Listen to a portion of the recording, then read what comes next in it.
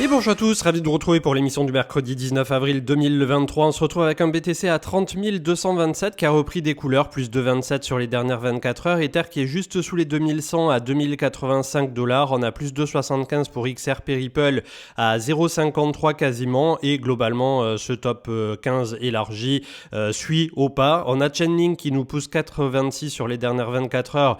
Et il faudrait franchir la grosse zone dans laquelle il est dans un range depuis des mois, voire des années désormais. Donc on jettera un petit coup d'œil tout à l'heure lors de l'analyse technique, mais c'est vrai qu'il pourrait y avoir une très très belle réalisation plus tard du côté du Link. 8,41% pour Internet Computer, donc ICP à 6,84 $. Il pèse quand même 3 milliards. Et enfin, on clôture le bas du tableau avec BCH qui clôture à la 25e place, qui a chassé Aptos. On va jeter un petit coup d'œil ici donc au top élargi et on voit que derrière on a pas mal de jolies choses également avec le Lido token à 2,50, NIR Protocol 2,38 $, Arbitrum qui se hisse immédiatement dans le top 30, 29e place, 1,66 $, qui pèse désormais 2 milliards 12. On a Ederage, Graph, VeChain, Crow de Crypto.com, Quant Network, The Graph, Algorand qui là aussi pour la majorité suivent tout juste. Radix, 39e place, 14%, 0,13 $. On en a parlé, je sais pas s'il y avait déjà des personnes qui étaient sur la chaîne à cette époque, mais à mon avis, entre fin 2019 et début 2020, sur la genèse de ce projet. Et après, j'ai pas du tout fait le follow-up. Donc, pour le coup, voilà, ça remonte. Et on a Theta qui est également en positif de plus 4%, ainsi que Rocket Pool qui s'est hissé dans le top 50, puisqu'on est désormais à la 46e place, à 56,56 $. Du côté du 4 heures, donc belle réaction ici après avoir backtesté les 29,5 selon les échangeurs que l'on regarde. On est à 30 200 ce matin. Les Open Interest, léger désengagement, on n'est toujours pas dans une grande euphorie et on espère tous que si le Bitcoin stagne, effectivement, on vienne à avoir une alt season. Le market order flow plutôt en recherche d'achat. Ce matin, 7h15 que j'enregistre l'émission et ça se bataille du côté de Coinbase essentiellement. 30 000 à 29 000 pour les acheteurs et du côté des vendeurs, on est positionné entre 30 300 à 31 000. La map de liquidité qui n'a toujours pas évolué, il faudrait refranchir ces 31-31-2 pour aller taper dans toute cette énorme poche de liquidité qui nous conduirait entre 33 et 35, sachant qu'à partir de 37, on a un énorme creux et ce jusqu'à 42. Le partenaire sponsorisé du jour que l'on remercie de nous accompagner puisque en ce moment, comme vous le savez, notamment avec toutes les lois qui sont en train de passer, ça risque d'être très très compliqué derrière. Et là, la bonne nouvelle, c'est qu'avec Yang Platform, on est directement sur Amsan. Donc ça rassure en général le public français. Et le but de Yang Platform derrière cette application, c'est tout simplement de donner les moyens à la communauté d'investir en crypto de manière simple et éclairée. Vous voyez au niveau de l'app que tout est fait en 3 clics pour vous faciliter la tâche. Le but aussi, c'est de donner les moyens aux utilisateurs de se former à l'univers crypto, puisque quand on débarque, on est souvent un peu perdu, et à ce titre, ils ont mis en place une académie qui est complètement traduite en français, puisque c'est multilingue, il s'adresse à un public européen essentiellement, et vous avez la possibilité donc petit à petit de faire vos premières armes avec notamment des catégorisations, et ça je trouve ça super pour le coup, entre débutants, intermédiaires et avancés. Donc vous avez toutes les classifications, que ça soit pour apprendre autour de la blockchain, les héros crypto avec Satoshi, Vitalik et quelques autres, les différentes crypto-monnaies avec le stock to flow, comment on peut interpréter le prix du Bitcoin, Sandbox au niveau de tout ce qui est métaverse et jeux vidéo, etc. La crypto-économie, le côté technologique, le côté un peu plus avancé pour le trading, comment on peut venir petit à petit pour un jeune investisseur à s'intéresser notamment au marché et à ce côté-là, et enfin le côté économie pure et simple. Donc vous avez du côté de cette académie au niveau de Yang Platform quelque chose qui est assez complet, et c'est à noter puisqu'on a plus de 200 cours sur les différents sujets que je viens de vous citer, avec un dictionnaire, des quiz après chaque cours pour tester vos connaissances, et petit à petit vous pouvez en plus gagner des tokens YNG, donc les tokens de la plateforme de Yang, pour des avantages ou directement les convertir donc dans une autre devise si toutefois vous le souhaitez. Au niveau également de leur application Step App, pas à pas, faire les premiers pas en crypto en jouant, en apprenant et en gagnant des tokens. Alors là, c'est un peu un mix du meilleur des mondes puisque on est à mi-chemin entre un Learn to Earn, un Walk to Earn et un Play to Earn. Je vous invite à le consulter puisque bien évidemment en amont, ça ne vous coûte strictement strictement rien. Il n'y a pas d'incitation à l'achat ou quoi que ce soit. C'est vraiment une gamification, comme disent les Anglais, pour découvrir la plateforme, et j'ai trouvé ça plutôt cool puisque petit à petit ça fait un semblant d'accompagnement pour notamment vous permettre d'acquérir des bases solides. Pour terminer et pour les plus avancés d'entre vous, vous avez la plateforme Young Platform Pro qui vous permet de faire du trading un peu plus avancé avec le fameux order book que certains connaissent, d'autres non, puisque c'est vrai que souvent on s'adresse à un public en pensant que tout le monde connaît tout sur tout, mais personnellement je pars toujours du principe qu'il y a plus de débutants entre guillemets, bien qu'au travers du temps probablement qu'il y en a de moins en moins et d'autant plus après un bear market, mais j'essaie toujours de prendre par ce côté-là les choses tout simplement pour pouvoir expliquer au plus juste et au mieux, comme si on expliquait à chaque fois à une personne âgée ou à un enfant de 10 ans comment fonctionne la blockchain, comment fonctionnent les pairs, comment fonctionne également l'analyse technique un minimum. Donc là vous avez la possibilité sur Young Platform Pro directement donc de passer vos trades, d'avoir les ordres comme d'habitude, market, limite, stop et tout ce qui va bien. Donc on ne présente plus ce genre de fonctionnalité et vous avez pas mal de petits avantages. Donc je vous invite comme d'habitude à découvrir cette plateforme au global. Vous avez le lien en commentaire et description pour nous soutenir. Et c'est une application qui fait les choses bien, qui vous permet de faire un DCA, le tout de façon extrêmement simplifiée. Et c'est vrai qu'on a besoin, je pense, à ce jour pour créer une démocratisation de plus en plus grande, d'avoir des applications qui, comme ça, permettent à l'utilisateur final d'oublier totalement ce qu'il est en train de faire, de ne pas avoir la peur de la sécurité, de perdre ses fonds, d'avoir la transparence de la blockchain et tout ce qui se greffe de près ou de loin à cet univers qui est haut en couleur mais qui parfois donne des sueurs comme on va le voir dans quelques instants au niveau des informations.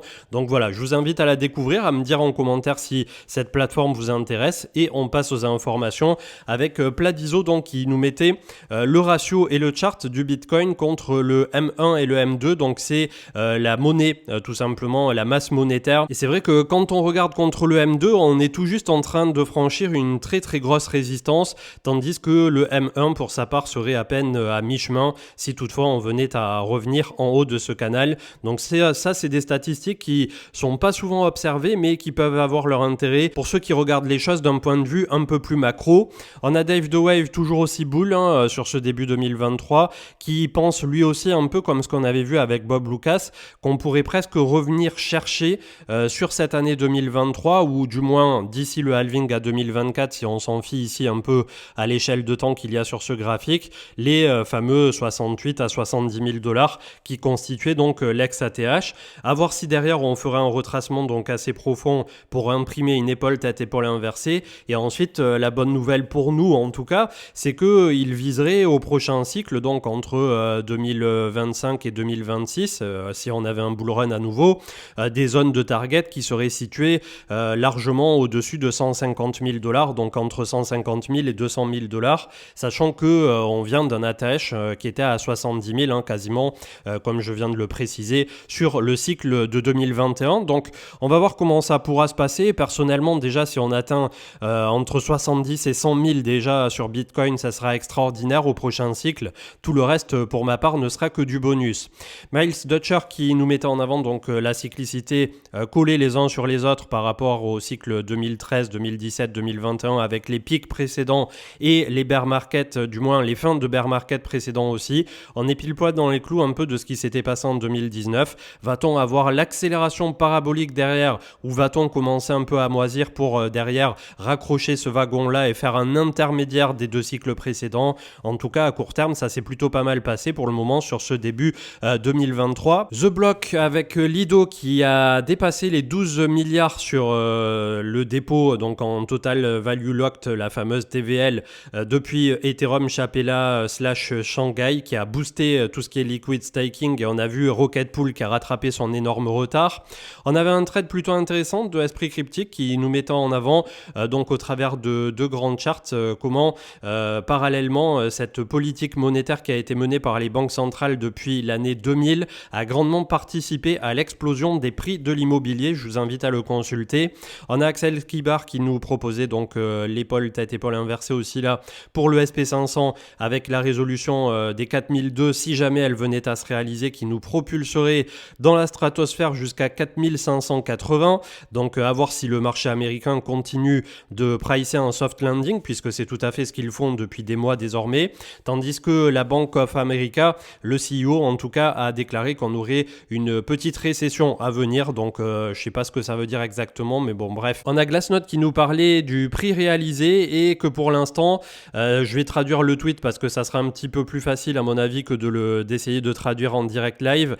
En gros, il disait, pour vous faire un résumé tout à fait court, que cela signifie que les pièces de plus de 3 mois détiennent plus de 80% de la richesse. Donc en gros, voilà, c'est une accumulation qui s'est pas faite à la dernière minute, à la dernière heure, et que malgré la baisse brutale de 2022 et la reprise de 2023, on n'est toujours pas voilà, sur une quelconque problématique de distribution ou des choses dans ce style, puisque les personnes qui ont acheté autour de 15 000, forcément, il y a des traders qui prennent des profits en cours de route, et encore heureux quand on a fait un x2 sur Bitcoin, mais ceux qui sont là pour ce cycle d'après dont on vient de parler de 2024 à 2026, grosso modo, c'est vrai que ça fait sens aussi de continuer cette certaine accumulation, et c'est une question d'ailleurs qu'on m'a souvent posée dans les commentaires de jusqu'où j'appliquais mon DCA.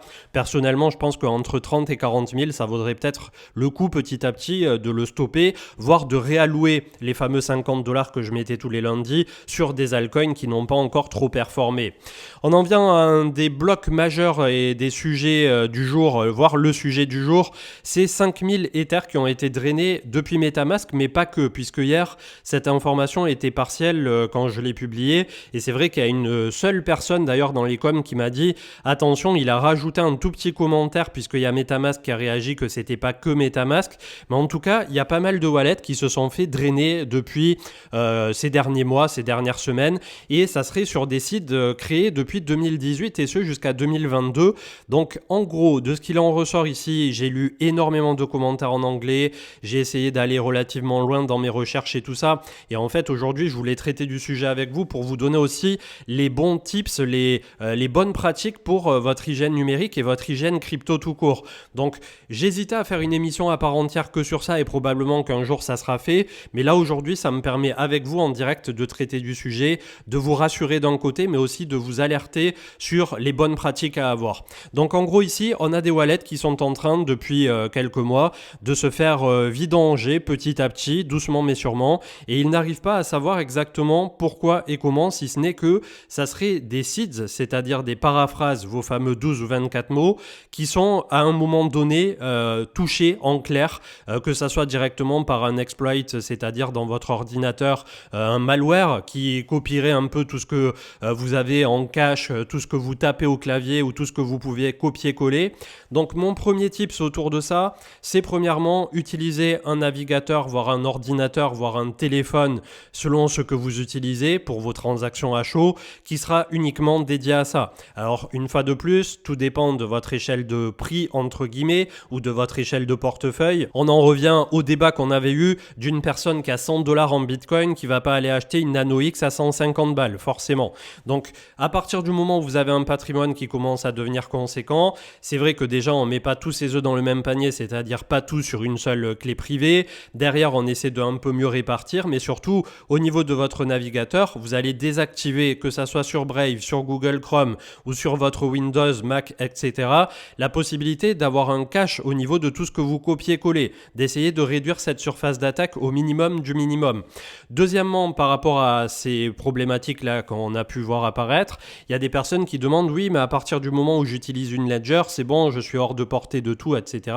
Le souci, c'est qu'il y a pas mal de personnes qui finissent par utiliser leur Ledger comme un hot wallet, c'est-à-dire en rentrant potentiellement l'acide de Ledger dans un MetaMask ou en faisant des trucs un peu chelous parfois, du style prendre en photo votre paraphrase une fois qu'elle est sur le petit papier de Ledger, la mettre dans un cloud ou la mettre sur votre bureau, et là c'est comme si absolument vous n'aviez plus aucune sécurité, et notamment pour les utilisateurs de Android qui tous les 4 matins, grâce à l'hyper ouverture du Google et de l'Android Play Store, se font laminer. Alors Apple peut avoir des mauvais côtés au niveau de la fermeture de leur écosystème, mais on voit que jusqu'à présent il y a beaucoup moins de surface d'attaque de ce côté-là. Après personnellement je pousse comme d'habitude personne à croire à rien ou à quoi que ce soit. Il y en a qui utilisent Linux aussi et ça se passe très bien, mais c'est pour vous donner un peu cette surface d'attaque qui est majoritairement probablement probablement de 80-85% sur Windows et pas sur les OS qui sont bien plus fermés.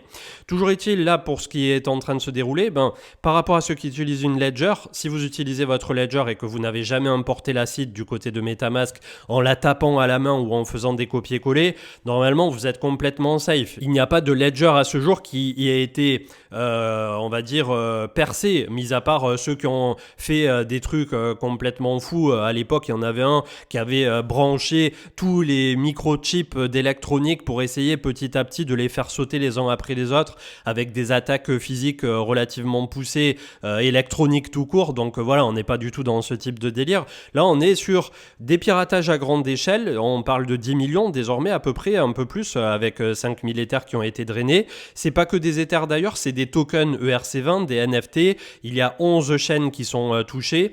Et donc, à partir du moment où la personne a votre clé privée, vos 12 ou 24 mots, bien évidemment que le pirate fait absolument tout ce qu'il veut derrière.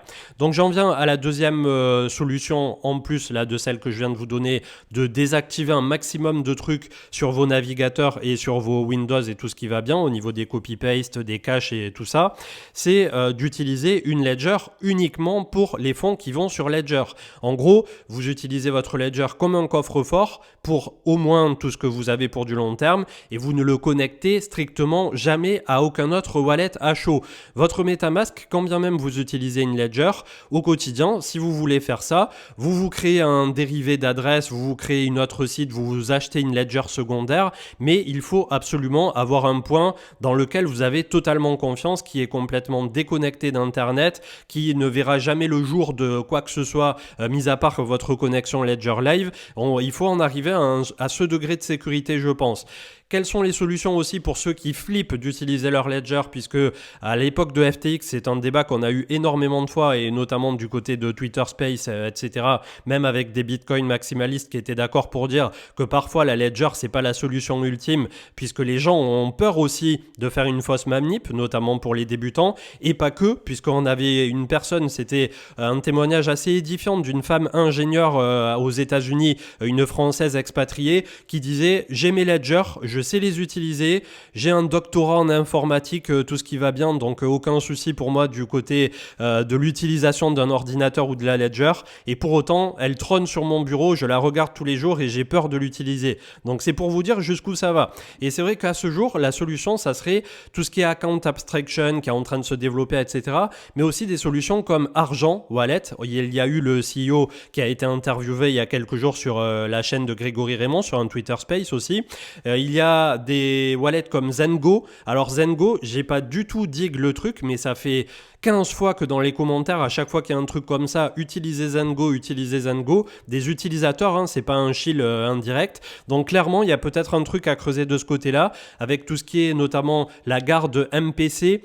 C'est notamment, si je dis pas de bêtises, une des solutions qu'utilise Swissborg au niveau de la ségrégation des fonds de leurs utilisateurs. Et donc en gros, pour vous la faire extrêmement simple, entre Argent, Swissborg, probablement que Zengo également utilise la même technologie, c'est vous possédez une partie de votre clé privée, la plateforme derrière possède également une partie de la clé privée, et peut-être qu'il y a aussi une troisième partie au niveau de votre device dans l'enclave sécurisée de votre téléphone ou de votre ordinateur, mais la plupart du temps ça doit se passer plutôt sur le smartphone, qui permet à ce jour d'avoir cette fameuse enclave encryptée. Et en gros, à la fin, il faut que tout le monde soit à la table, un peu comme si on avait déjà un micro multi-signature pour permettre de faire la transaction, ce qui permet là aussi d'éviter toute problématique de piratage que ce soit. Il faudrait que la personne ait accès à la fois au mail, à la fois au numéro de téléphone. Voilà, ça crée quand même un vecteur d'attaque qui est bien plus poussé d'un point de vue de ce qu'il faudrait mettre en place en ingénierie sociale et en rétro-ingénierie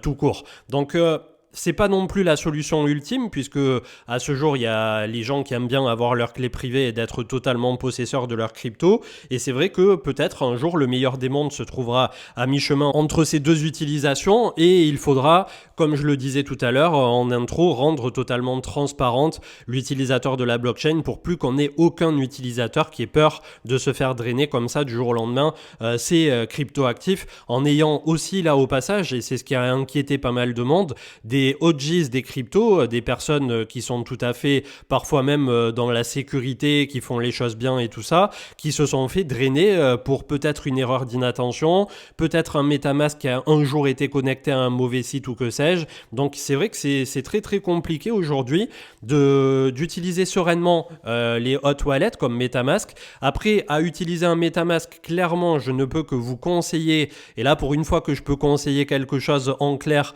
d'utiliser Rabby.io, R-A-B-Y.io plutôt que MetaMask. Pourquoi Rabby? Puisque ils ont introduit énormément de fonctionnalités et c'est encore petit à petit en train de monter crescendo pour vous permettre de voir au moment où vous signez s'il y a une couille derrière dans le contrat. Et ça, c'est quelque chose qui va vous sauver la vie 99% du temps. S'il y a quoi que ce soit de chelou, Rabby derrière fait le travail en amont d'aller passer un tout petit script probablement qui permet de scanner s'il y a des vulnérabilités connues, si lui détecte que le contrat est en train de vous approuver quelque chose de chelou. Et là, c'est un énorme step-up, je pense, vers l'avant, que probablement dans les prochaines semaines ou prochains mois, MetaMask mettra également. Mais en attendant, Rabby est exceptionnel, donc je ne peux que vous conseiller de l'utiliser. Et ça n'est toujours pas sponsorisé ou quoi que ce soit. Faudrait que j'y pense depuis le temps qu'on en parle sur les lives et sur la chaîne, de commencer à leur demander du budget.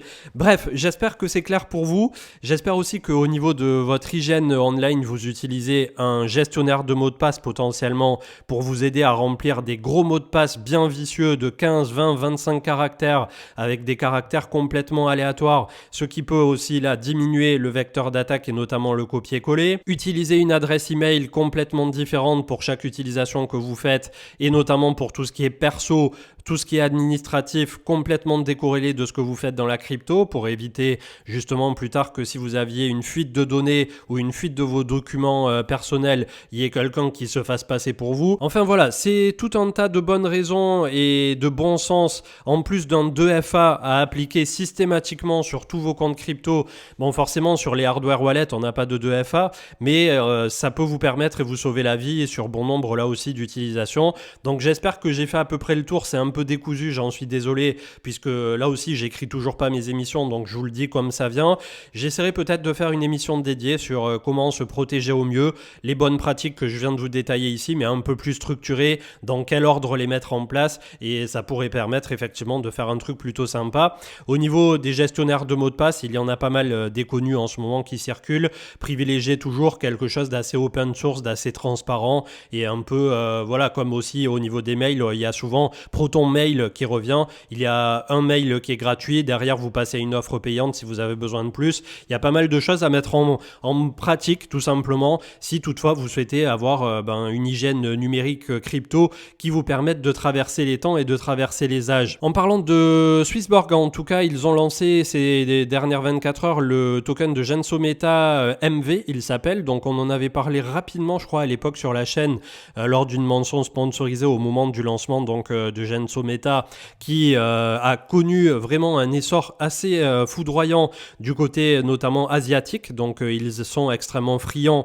de tout ce genre de petits MMORPG et de jeux de rôle. Donc c'est vrai qu'il y a un vrai business là-bas et je crois que le fondateur d'ailleurs avait à son actif des millions voire des dizaines de millions de ventes sur les différents stores et notamment Nintendo. Donc c'est quand même un truc qui est relativement costaud. En tout cas, on a Genso qui vient d'arriver donc sur Swissborg et qui petit à petit liste de plus en plus de tokens pour notre plus grand plaisir. On a Wu Blockchain donc qui mettait en avant que sur Apple on avait ce coup-ci une faille qui a été relevée par Kaspersky sur les dernières 24 heures aussi. Donc mettez à jour vos ordinateurs et vos téléphones, ça se fait en quelques minutes et ça permet de repartir l'esprit serein. On a la moyenne mobile 200 donc au niveau de la heatmap qui a été reprise au niveau du Bitcoin en hebdomadaire. On va voir ce que ça pourra donner par la suite puisqu'on pourra avoir plus tard également un petit appui sur celle-ci si toutefois ça bloquait autour de 30 000 $ et plus. On a la plateforme et application autrichienne Bitpanda qui est Psan là aussi qui lance son effet de levier responsable sur Bitcoin, Ethereum et quelques autres. Donc c'est juste une information, toujours pas de sponsor ou quoi que ce soit autour de ça. Vous pouvez faire jusqu'à x2, donc c'est un levier qu'ils appellent responsable puisque c'est pas quelque chose de complètement dégénéré. Vous avez un accompagnement qui à chaque fois vous met des warnings, est-ce que vous êtes sûr, est-ce que vous comprenez ce que vous faites, etc.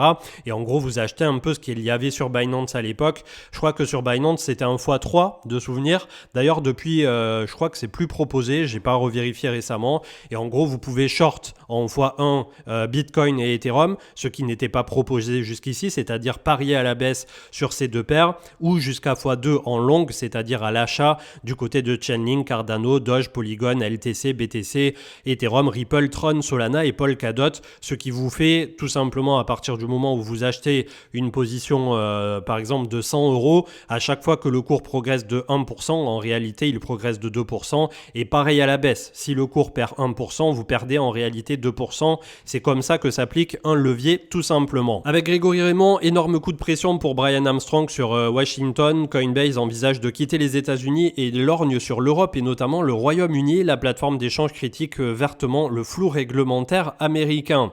La fenêtre est en train de se clôturer selon Phil Philb avec notamment cette période de réaccumulation à partir du moment où on était sous les 30 000 et ensuite on va revenir effectivement à un investissement qui rentrera dans les clous d'une cyclicité tout à fait normale et qui, si on s'en fie à nouveau à ce bandeau, pourrait nous conduire, on l'espère, au prochain cycle autour de 100 000 voire au-delà de 100 000 $. Avec Crypto Yoda, l'USDT dominant c'est le Bitcoin qui ont des corrélations inverses. Rien de surprenant à ça puisque au plus on a des stablecoins qui viennent se répandre dans les crypto-actifs non stables. Au plus on voit ces dominances qui ont tendance à baisser du côté des altcoins, donc c'est une bonne nouvelle. Et on terminera donc sur deux petites infos avec Grégory Raymond, toujours la startup Bistack qui lève 2 millions d'euros pour lancer son IBAN, une carte de paiement. Beaucoup de beaux fonds dans le tour de table avec Founders Future, Kima Venture et Y Combinator. La néobanque du Bitcoin à venir, eh bien, c'est une bonne nouvelle pour cette startup française qui propose d'épargner donc petit à petit. Et finalement, c'est la bonne façon de faire au travers du temps, en tout cas pour une majorité. Comme d'habitude, après, chacun fera comme il veut, mais j'ai fait l'exercice sur un an en grandeur nature de mettre 50 $ tous les lundis à 9h à l'aveugle. Et un an, même pas 11 mois plus tard, on est à plus 50%. Donc je peux pas faire mieux, je peux pas faire plus et être le plus transparent possible sur ceci. On termine avec Tommy Douziak qui met en perspective le livret A à 3%, le taux US 10 à 3,6 et l'Apple Savings à 4,15 qui sont en train de plier le game. 1237 milliards ce matin pour le crypto total, toujours sur le pas de tir du 0,236 ici, ça n'a pas bougé depuis hier. 651 milliards pour les alts qui n'arrivent toujours pas à trouver cet élan nécessaire pour essayer d'aller un peu plus haut. On n'a toujours pas de gros volume non plus, donc vraiment il faut dans un premier temps toucher les 700 et ensuite essayer de les renverser. On voit que c'est toujours pas fait, tandis que les altcoins hors Bitcoin et Ethereum sont complètement là aussi à plat. On n'a toujours pas de véritable engouement pour le risque et c'est un peu ce que disait Bitcoin il y a une semaine, 10 jours de ça, quand il disait que tout simplement pour l'instant, quand on regarde ce fameux Total 3 ou qu'on le compare par rapport à Bitcoin et Ether et d'autres majors, on a effectivement un certain désintérêt pour ce qu'on appelle les shitcoins vulgairement, c'est-à-dire tout le bag comme ça un peu faiblement capitalisé qui pour l'instant n'a pas l'air d'inquiéter grand monde ou d'attirer de liquidité. Le Bitcoin 30 294 au moment où j'enregistre l'émission, donc en direction, on l'espère, des 35-36 000 par la suite, mais on avait vu qu'on avait pas mal de zones de turbulence entre 30-32 à 34-36 justement, donc petit à petit après un x2 c'est normal que ça ralentisse et on a cette frontière des 70 du RSI qui pour l'instant bloque. Le SP500 comme on l'a vu tout à l'heure, chart à l'appui qui est sur le pas de tir, mais est-ce qu'il va justement lancer sa fusée? Toute la question est là, c'est ce qui pourrait faire la différence aussi pour le marché crypto. 2091 avec peut-être un appui autour des 2000 pour Ether, pour l'instant c'est complètement propre et franchement on a eu un début 2023 dont on peut se féliciter tellement ça a été riche en sensations et en bons résultats pour le coup depuis à peu près un semestre. Je suis content d'être dans le bon sens de la marche alors que à l'automne 2022 tout le monde à nouveau nous annonçait la fin du monde. Bref, on a le DXY à 101.87 qui continue de rebondir ici. On va voir ce que ça va donner, mais je me méfie d'un double rebond donc de ce fameux dollar américain qui n'a pas l'air d'avoir dit son dernier mot.